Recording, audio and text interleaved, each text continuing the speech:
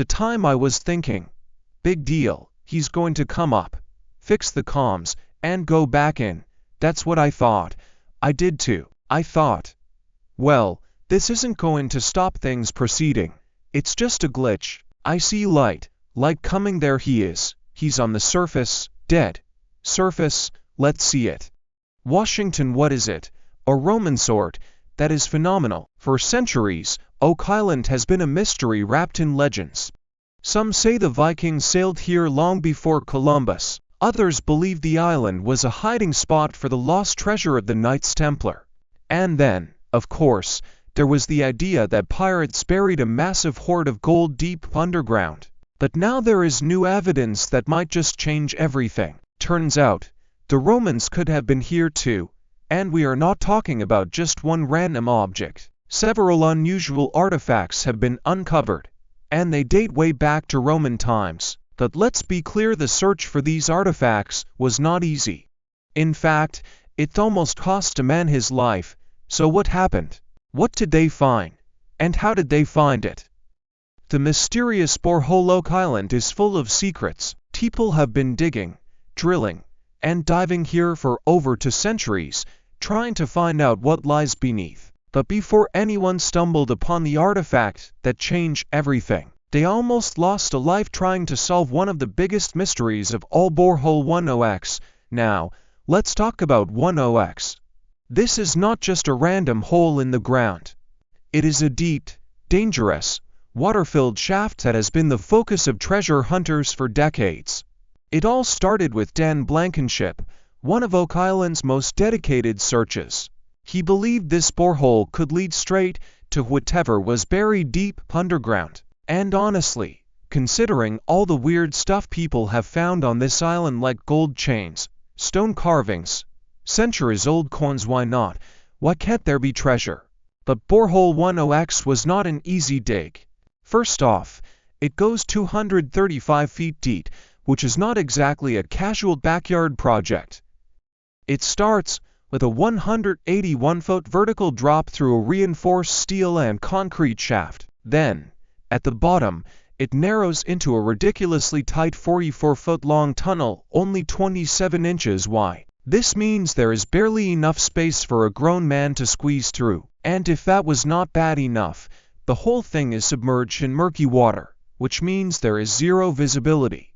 And let's not forget, this is not some stable, well-constructed tunnel. Over the years, pieces of equipment have been lost down there. Rocks, dirt, and debris keep collapsing into the shaft. Every time someone tries to go down, there is a real risk of getting stuck, or worse. That's why only the most experienced divers even consider going in. That's why the Lagina brothers called Harvey Morish and Michael Gartz, 2 professional divers they brought in to explore 10X. Now, these guys knew the risks, but even they were not prepared for what happened. The plan was simple. Michael would go first, acting as a safety diver, while Harvey descended further into the tunnel. The crew on the surface would stay in touch with them through an underwater communication system. Everything was set, or at least that's what they thought. Just a few minutes into the dive, things started to fall apart. Michael's communication system suddenly stopped working. There was no signal, no voice. They were 100 feet underwater in complete darkness, with no way to tell anyone if they were in trouble. The team on the surface had no idea if Michael was safe.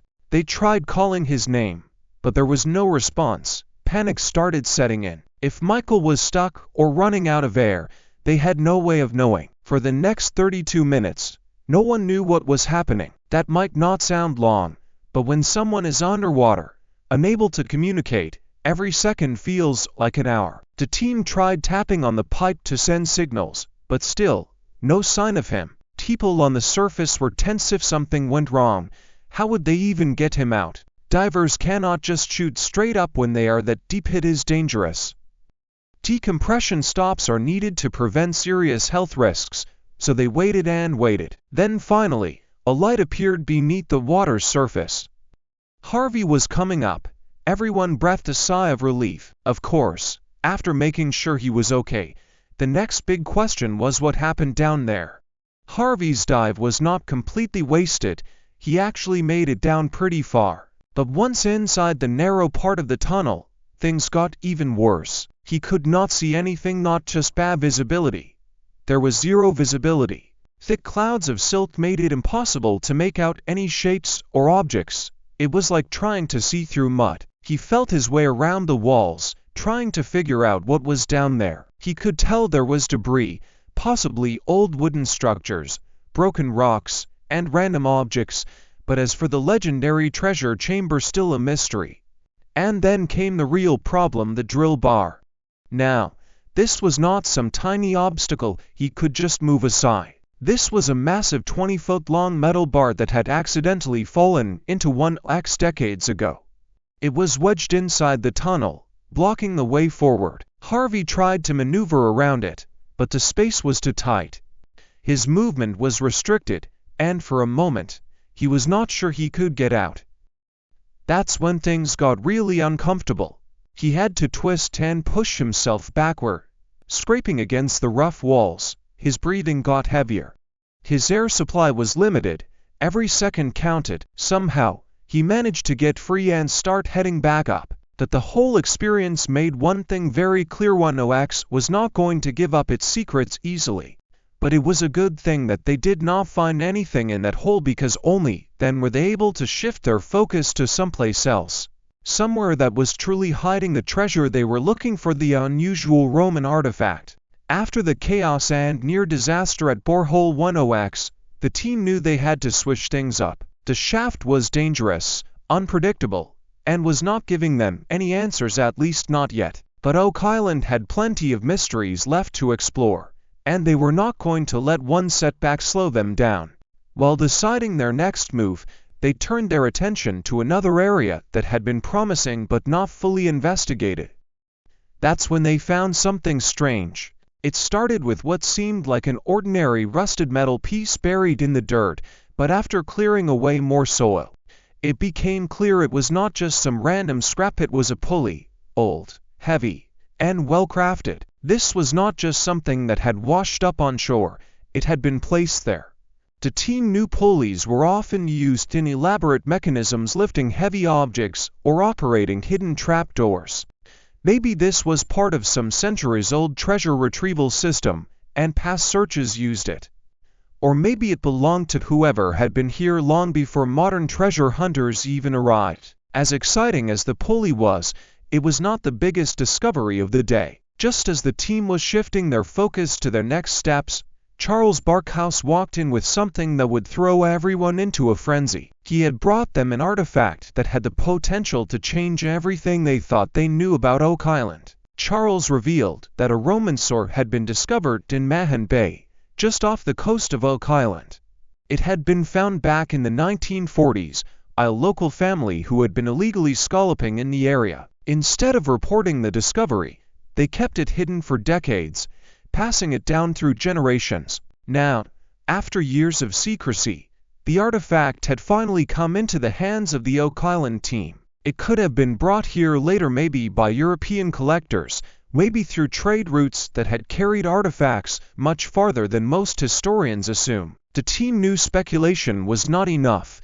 They needed proof. The only way to be sure was to have the sword tested by experts. They took it to St. Mary's University in Halifax, where specialists in archaeology and metallurgy could analyze it. If this was a true Roman artifact, it would change everything people thought they knew about early transatlantic travel.